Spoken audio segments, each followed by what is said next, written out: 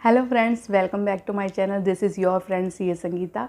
और आज हम इस वीडियो में जीएसटी 9C के पार्ट सेकंड को कैसे फिल करना है, जिसमें हमारे पास टेबल 5, 6, 7 एंड 8 होते हैं, उसे जानेंगे हम।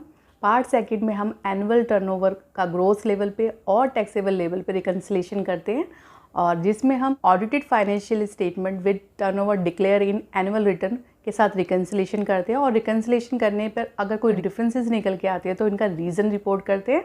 सो आइए हम इस वीडियो में देखते हैं कि कैसे टेबल नंबर 5, 6, 7 एंड 8 को फिल करना है। So let's start the video. तो हम सबसे पहले बात करते हैं टेबल 5। टेबल 5 जो है रिकन्सिलेशन ऑफ ग्रॉस टर्नओवर है, और इसमें 5A में हम क्या करते हैं, 5A में हम turnover as per audited financial statement for state union territory और for multi GSTN unit under same PAN turnover shall be derived from the audited financial statements. For example, एक पर्सन है जिसके पास एक पैन नंबर पे multiple GSTN units हैं, जो कि एक स्टेट या मल्टीपल स्टेट्स में हो सकती है या यूनियन टेरिटरी में हो सकती हैं। तो उस केस में उसके पास तो कंसोलिडेटेड फाइनेंशियल स्टेटमेंट है, लेकिन उसे as per goods and service tax act के अकॉर्डिंग 9C जो है वो अपनी each and every GSTN unit के लिए बनानी है। तो उस केस में उसे अपनी कंसोलिडेटेड फाइनेंशियल स्टेटमेंट में से अपनी जो पर्टिकुलर GSTN यूनिट्स है जिसका वो 9C प्रिपेयर करा है उसके लिए टर्नओवर डिराइव करेगा, और वो टर्नओवर वो 5A में रिपोर्ट करेगा। अब हम बात करते हैं 5B। 5B जो है unbilled revenue at the beginning of the financial year की बात करता है। आप जब भी बुक्स ऑफ अकाउंट बनाते हैं तो आप accrual system of accounting follow करते हैं। उसके हिसाब से आपने जब प्रीवियस ईयर्स 2017-18 की अकाउंटिंग की होगी तो उसमें अनबिल्ड रेवेन्यू बुक कर लिया होगा, और जो कि आपने आगे 18-19 के फाइनेंशियल ईयर में उसे बुक किया होगा। फॉर एग्जांपल, आपकी कोई कमर्शियल प्रॉपर्टी है उस पर रेंटल इनकम मिलती है, और वो रेंटल इनकम 2 लाख है। उसका हम अगर उसकी पर्टिकुलर पीरियड की बात करें मार्च की, और उसका पीरियड है 16 मार्च 2018 टू 15 अप्रैल 2018। तो इस केस में आप क्या करेंगे, इस केस में आपने नेक्स्ट फाइनेंशियल ईयर जब आपने 2018-19 में एज़ पर GST के अकॉर्डिंग जो है एज़ पर GST लॉ आपने बिल रेज कर दिया होगा 16 अप्रैल 2018 को, और 2 लाख का बिल रेज कर दिया होगा। लेकिन जब आपने फाइनेंशियल स्टेटमेंट जब प्रिपेयर की थी 2017-18 की, तो उसमें आपने एक्यूरल अकाउंटिंग ऑफ सिस्टम को फॉलो करते हुए 1 लाख जो है अनबिल्ड रेवेन्यू बुक कर दिया होगा। तो इस केस में यहाँ पे 1 लाख रुपीज़ जो है वो अनबिल्ड रेवेन्यू आपको बुक करना है। इसी तरीके से at the end of the financial year भी अगर आपका कोई अनबिल्ड रेवेन्यू है तो वो हम 5H में रिपोर्ट करेंगे, और इसे टर्नओवर में से लेस कर दिया जाएगा। अब हम बात करते हैं 5C। 5C में unadjusted advances at the end of the financial year की रिपोर्टिंग की बात करता है। इसमें इसे टर्नओवर में ऐड किया जाएगा। जैसा कि आपको मालूम है कि एज़ पर GST अगर कोई एडवांस रिसीव होता है आपको सर्विसेज के केस में, तो आपको उस पर GST पे करना होता है। और अगर कोई एडवांस आपको at the end of the financial year यानी 18-19 में आपको मिला, जिस पे कि आपने GST पे कर दिया है, लेकिन फाइनेंशियल स्टेटमेंट जब प्रिपेयर कर रहे थे उसमें वहाँ पे उसको डिक्लेयर नहीं किया है, ऐसे सभी एडवांसेस आपको यहाँ पे रिपोर्ट करने हैं। और इसके साथ मैं आपको ये बताना चाहती हूँ कि यहाँ एडवांसेस जो कि आपने रिसीव किए हैं सर्विसेज के रिस्पेक्ट में, उस पर ही आपको GST पे करना है। अब हम बात करते हैं 5D। 5D जो है डीम्ड सप्लाई अंडर शेड्यूल 1 की बात करता है, और इस शेड्यूल 1 में कुछ ऐसी ट्रांजेक्शन्स हैं जो कि सप्लाई मानी जाती हैं even if there is no consideration. Suppose you are a supplier of TV, और आप किसी थर्ड पर्सन को अगर वो TV सेल करते हैं, वो 1 लाख का सेल करते हैं, लेकिन आप अपने एम्प्लॉय को 40,000 का देते हैं, तो इस केस में जो 1 लाख और 40,000 के बीच का जो डिफरेंस है 60,000 डीम्ड सप्लाई माना जाएगा, और 60,000 को आपको यहाँ पे रिपोर्ट करना है। इसके साथ मैं आपको शेड्यूल 3 कनेक्ट करना चाहती हूँ। शेड्यूल 3 में कुछ ऐसी ट्रांजेक्शन्स है जिससे कि सप्लाई नहीं माना जाता है। उसमें एक ट्रांजेक्शन ये है कि अगर एम्प्लॉयर एम्प्लॉय को 50,000 तक का गिफ्ट देता है तो वो सप्लाई नहीं होता है, लेकिन इस केस में यहाँ एम्प्लॉयर एम्प्लॉय को गिफ्ट दे रहा है जो 50,000 से ज़्यादा है, तो इस केस में यहाँ पे 60,000 आपको 5D में रिपोर्ट करने हैं और इसे ऐड करना है। अब हम बात करते हैं 5E। 5E में क्रेडिट नोट जो कि at the end of the financial year issue किए गए हैं, और आपने उसे एनुअल रिटर्न में रिफ्लेक्ट किया है। तो इसका मतलब ये हुआ कि जब आप ऑडिटेड फाइनेंशियल स्टेटमेंट प्रिपेयर किया था तो वो क्रेडिट नोट काउंट नहीं किए गए थे, कंसीडर नहीं किए थे, लेकिन आपने एनुअल रिटर्न प्रिपेयर करते समय उसे काउंट किया है, तो यहाँ पर उसे माइनस किया जाएगा। अब हम 5F की बात करेंगे। 5F में क्या होता है कि ट्रेड डिस्काउंट जो कि आपने ऑडिटेड फाइनेंशियल स्टेटमेंट में तो काउंट फॉर किए हैं, लेकिन जीएसटी में परमिसिबल नहीं है। तो ऐसे ट्रेड डिस्काउंट जो कि जीएसटी में परमिसिबल नहीं है, as per section 15 subsection 3 of CGST act 2017, तो वो यहाँ पर आपको ऐड करने हैं। बहुत सी कंपनियाँ जो है ईयर एंड पर आपको टर्नओवर के बेसिस पर डिस्काउंट देती हैं, जिसका कोई भी लिंक आपने जब परचेज़ किया था उनके साथ और परचेज़ एग्रीमेंट बना था, कॉन्ट्रैक्ट था, उसमें कोई भी डिस्काउंट से रिलेटेड क्लोज नहीं था, बट वो ईयर एंड पर टारगेट को अचीव करने पर आपको डिस्काउंट देती हैं। तो इस केस में जो ऐसे वाले डिस्काउंट्स होते हैं वो section 15 subsection 3 of CGST act में परमिसिबल नहीं है, बिकॉज सेक्शन 15 सबसेक्शन 3 कहता है कि वही डिस्काउंट आपको जीएसटी में परमिसिबल है अगर आपका at the time of supply कोई कॉन्ट्रैक्ट या एग्रीमेंट हुआ था और उसमें कोई डिस्काउंट का क्लोज है और उसके हिसाब से आप डिस्काउंट दे रहे हैं, तो वही काउंट फॉर जीएसटी में होते हैं, यानी कि जीएसटी में ऐसे ही डिस्काउंट मिलते हैं। ऐसे सभी डिस्काउंट, ट्रेड डिस्काउंट जो जीएसटी में as per section 15 subsection 3 of CGST act 2017 के अकॉर्डिंग परमिसिबल नहीं है, उसे आपको 5F में ऐड करना है। अब हम बात करते हैं 5G। 5G फाइनेंशियल ईयर 18-19 के लिए ये क्लॉज अप्लीकेबल नहीं है। इसके बाद हम बात करते हैं 5I। 5I unadjusted advances at the beginning of the financial year की बात करता है और ऐसे एडवांसेस को आपको इस कॉलम में माइनस करना है।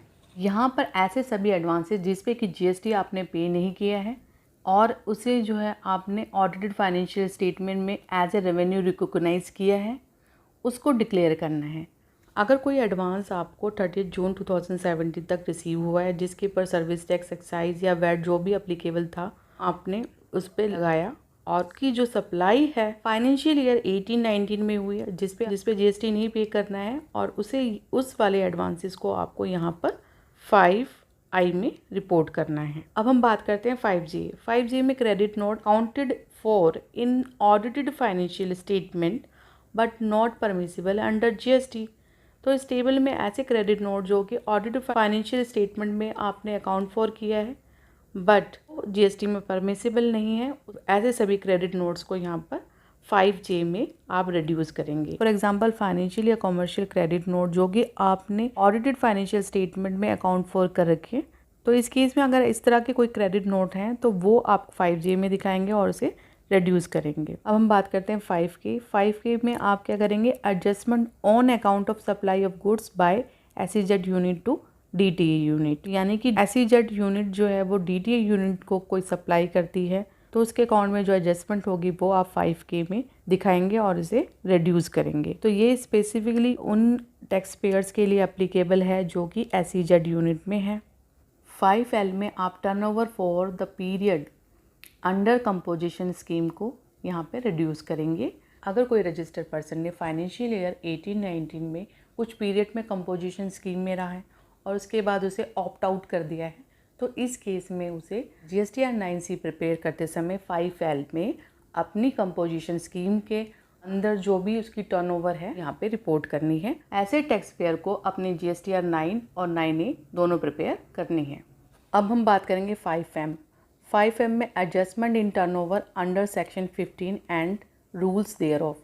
ये प्लस भी हो सकती है और माइनस भी हो सकती हैं, यानी कि सेक्शन 15 के अकॉर्डिंग अगर आपकी टर्नओवर में कोई एडजस्टमेंट होने वाली है तो वो सारी एडजस्टमेंट आपको यहाँ रिपोर्ट करनी है। सपोज़ आपने गुड सोल्ड किया रिलेटेड पार्टी को मार्केट प्राइस से कम प्राइस पे, तो इस केस में जितना भी प्राइस आपने कम चार्ज किया है as compare to market price, उस अमाउंट पे आपको GST पे करना है। तो ऐसी एडजस्टमेंट आपको यहाँ पे रिपोर्ट करनी है। अब हम बात करेंगे 5N। इसमें adjustment in turnover due to foreign exchange fluctuations report होती हैं। ये प्लस हो सकती है और माइनस भी हो सकती है। अब हम बात करते हैं 5O। 5O में adjustment in turnover due to reason not listed above. ये प्लस भी हो सकता है और माइनस भी हो सकता है। अगर आपकी turnover as per audited financial statement और turnover declared as per GSTR 9 में डिफरेंस आया है और इस डिफरेंस का कोई भी रीज़न 5A से लेकर 5N में जो रीज़न बताए हुए हैं उनमें से किसी एक रीज़न में आप रिपोर्ट नहीं कर पाए हो उसे, तो उसे आप 5O में रिपोर्ट कर सकते हैं। 5O में आपको ऑप्शन दी गई है कि यहाँ पर आप टर्नओवर जो कि आपकी as per audited financial statement और turnover as declared in GSTR 9 दोनों को आप जब कंपेयर करते हो उसमें डिफरेंस आता है, तो उसके सभी रीजंस को आप 5O में रिपोर्ट कर सकते हैं। अब हम बात करेंगे 5P। 5P में आपकी सभी एडजस्टमेंट जो ऊपर एडजस्टमेंट हुई है 5A से लेकर आपकी 5O तक, वो सारी एडजस्टमेंट प्लस माइनस होने के बाद 5P में आपकी टर्नओवर आएगी। ये ऑटो पॉपुलेटेड होता है। अब हम बात करेंगे 5Q। 5Q में turnover as declared in GSTR 9। तो GSTR 9 के अकॉर्डिंग जो टर्नओवर है वो आपको 5Q में रिपोर्ट करनी है। GSTR 9 में से आप टर्नओवर कहाँ से निकालेंगे? इसके लिए आप क्या करेंगे, table 5N plus table 10 minus table 11, उसके बाद जो आपको टर्नओवर आती है वो टर्नओवर आपको 5Q में रिपोर्ट करनी है। अब हम बात करते हैं 5R। 5R में आपका 5Q और 5P में अगर कोई डिफरेंस है तो वो आपका अनरिकनसाइल्ड टर्नओवर का डिफरेंस 5R में आएगा और ये ऑटो पॉपुलेटेड होता है। अब हम बात करेंगे टेबल 6। टेबल 6 में आप रीजंस देते हैं अनरिकनसाइल्ड डिफरेंसेस के। ये डिफरेंसेस होते हैं एनुअल ग्रोस टर्नओवर, यानी कि एनुअल बेसिस पे अगर आपकी टर्नओवर में डिफरेंसेस आया है वो अनरिकनसाइल्ड है तो वो सारे रीज़न आपको टेबल 6 में देने हैं। और टेबल 6 में आप एक से ज़्यादा रीजंस दे सकते हैं, रीजंस हैं वो रिपोर्ट करेंगे। अब हम बात करते हैं टेबल 7। टेबल 7 जो है वो रिकन्सिलेशन ऑफ टैक्सेबल टर्नओवर की बात करता है। 7A में आपकी annual turnover after taking all the adjustment 5P से ऑटो पॉपुलेटेड होती है। इसके बाद 7B। 7B में जो भी आपकी एग्जेम्प्टेड, निल rated, non GST supply, non supply turnover होगी वो आपको 7B में दिखानी है और after taking all the credits, debit notes and adjustment. के बाद हम 7C की बात करते हैं। 7C में zero rated supply without payment of tax आएगा, यानी कि आपने ऐसी सप्लाई की है जिस पे कि आपने टैक्स नहीं पे किया, तो यहाँ पे ऐसी सप्लाई रिपोर्ट करेंगे after taking all the credit and debit notes and adjustment. 7D में ऐसी सप्लाई जिस पे कि आपने टैक्स नहीं पे किया है, रिसिपिएंट की लायबिलिटी थी, रिसिपिएंट को टैक्स पे करना था, रिसिपिएंट ने टैक्स पे किया। फॉर एग्जांपल अगर आप GTA या लॉयर की 9C प्रिपेयर कर रहे हैं तो ऐसी सप्लाईज पे जिस पे कि RCM में टैक्स पे किया गया है रिसिपिएंट द्वारा, तो वो यहाँ पर आप रिपोर्ट करेंगे और यहाँ पे जो वैल्यू आएगी after taking all the credit, debit notes and adjustment के बाद यहाँ पर आएगी। अब हम बात करेंगे 7E। 7E में टैक्सेबल टर्नओवर आएगी after adjustment table A minus table B minus table C minus table D। ये ऑटो पॉपुलेटेड होता है। 7F में आप GSTR 9 के अकॉर्डिंग आपकी जो टैक्सेबल टर्नओवर निकल के आती है वो आप यहाँ पर दिखाएंगे और इसके लिए आप GSTR 9 के table 4N minus 4G plus table 10 minus table 11 से टर्नओवर निकालेंगे और इसे यहाँ पर रिपोर्ट करेंगे। इसके बाद हम बात करेंगे 7G। 7G में आपका अनरिकनसाइल्ड टैक्सेबल टर्नओवर आता है। ये टेबल 7F और टेबल 7E का डिफरेंस होता है। ये टेबल ऑटो पॉपुलेटेड है। अब हम बात करेंगे table 8।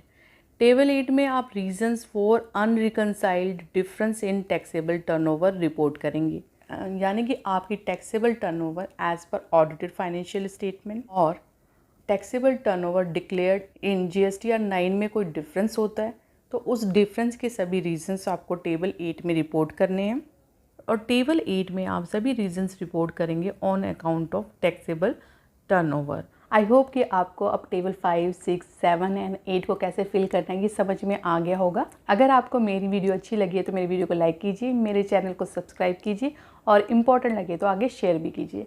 Thank you very much.